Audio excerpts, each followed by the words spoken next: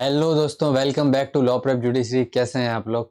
तो आज जो है अपन बेसिकली तीन टर्म्स को समझेंगे। एक तो है अपना, सबसे पहले अपन देखेंगे कॉन्स्टिट्यूशन क्या होता है। ठीक है, देखो जब अपन कॉन्स्टिट्यूशन पढ़ते हैं, संविधान देखते हैं, तो अपन को तीन टर्म्स अपन अक्सर देखते हैं, है ना। एक तो होता है कॉन्स्टिट्यूशन, एक होता है भाई कॉन्स्टिट्यूशनल लॉ, और एक होता है कॉन्स्टिट्यूशनलिज्म। ठीक है, आपने भी ये तीन टर्म्स देखे होंगे और इसके बीच का आपको डिफरेंस में कभी कभी डाउट आया होगा। ठीक है, तो आज जो है अपन बेसिकली इन तीन टर्म्स को समझेंगे शॉर्ट में कि भाई क्या होता है इन तीनों का मतलब और इन तीनों के बीच में क्या डिफरेंस होता है। ठीक है, तो सबसे अपन पहले बात करते हैं कॉन्स्टिट्यूशन की।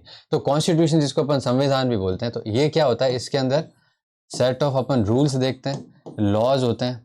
ठीक है, फिर दूसरी बात अपन देखते हैं कि भाई स्टेट का क्या रोल है। अब स्टेट में क्या क्या आता है? एक तो अपने पार्लियामेंट होती है, फिर एक अपना होता है एग्जीक्यूटिव, ठीक है, जो बेसिकली लॉज को इम्प्लीमेंट करते हैं, और तीसरा होता है हमारी न्यायपालिका, मतलब जुडिशरी। ठीक है, तो इन तीनों के क्या क्या ड्यूटीज है, इन तीनों के क्या क्या रोल्स है, इन सब अपन चीज़ों को यहाँ पर देखते हैं। जो स्टेट का बेसिकली रोल होता है या उनकी क्या ड्यूटीज होती है। फिर यहाँ पर अपन देखते हैं कि सिटीजन्स के राइट्स को भी कैसे प्रोटेक्ट किया जाता है, और सिटीजन्स के भी क्या क्या ड्यूटीज होती है। ठीक है, ये अपन बेसिकली देखते हैं कॉन्स्टिट्यूशन के अंदर। फिर जब अपन बात करते हैं कॉन्स्टिट्यूशनल लॉ की, तो कॉन्स्टिट्यूशनल लॉ भी इन सब चीज़ों से रिलेटेड है ना। कॉन्स्टिट्यूशनल लॉ में क्या आ जाता है कि अपनी प्रैक्टिसेस, क्या क्या प्रैक्टिसेस फॉलो की जाती है, क्या क्या डॉक्ट्रिन्स बनाई जाती है। जैसे अपन जब बात करते हैं ऑनरेबल सुप्रीम कोर्ट जो भी जजमेंट्स वगैरह देते हैं, या प्रेसिडेंट्स जिसको अपन बोलते हैं, तो वो सब कॉन्स्टिट्यूशनल लॉ का पार्ट है। मतलब कॉन्स्टिट्यूशन से रिलेटेड है, और इसको यूज कर कर अपन अलग अलग डॉक्ट्रिन्स को या बेसिकली अलग अलग थ्योरीज को पढ़ते हैं। ठीक है, जैसे एवी डाइसी की अपन पढ़ते हैं थ्योरी रूल ऑफ लॉ की। वो क्या बात करते हैं कि भाई एक तो होता है absence of arbitrary power, absence of arbitrary power की वो बात करते हैं। फिर दूसरा क्या होता है कि जज मेड लॉज, जज मेड लॉज मतलब जो भी जजमेंट्स आते हैं, सुप्रीम कोर्ट के हो गए, हाई कोर्ट्स के हो गए, वो सारे आपके यहाँ पर आ जाते हैं। ठीक है, तो ये बेसिकली होता है कॉन्स्टिट्यूशनल लॉ। अब तीसरा जब अपन बात करते हैं कॉन्स्टिट्यूशनलिज्म की, तो कॉन्स्टिट्यूशनलिज्म को आप ऐसे समझ सकते हैं कि भाई अपन देखते हैं कि ये मेरी बॉडी है, अब बॉडी के अंदर मेरी आत्मा है, आत्मा जब तक चल रही है तभी तक बॉडी चलेगी।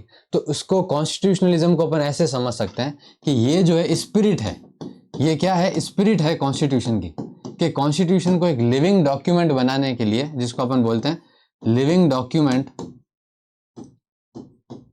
या ये डॉक्यूमेंट जो हमेशा चलता रहे, उसकी स्पिरिट को चालू रखने के लिए हम कॉन्स्टिट्यूशनलिज्म को पढ़ते हैं। अब इसमें क्या आ जाता है कि भाई कॉन्स्टिट्यूशनलिज्म को समझने के लिए सेपरेशन ऑफ पावर होना चाहिए, है ना। Separation of power, separation of power से क्या होगा कि चेक्स एंड बैलेंसेस मेंटेन रहेंगे, कि जुडिशरी कोई लॉ बना रही है या जुडिशरी कोई जजमेंट दे रही है, तो वो पार्लियामेंट की पावर्स को एंक्रोच नहीं करना चाहिए।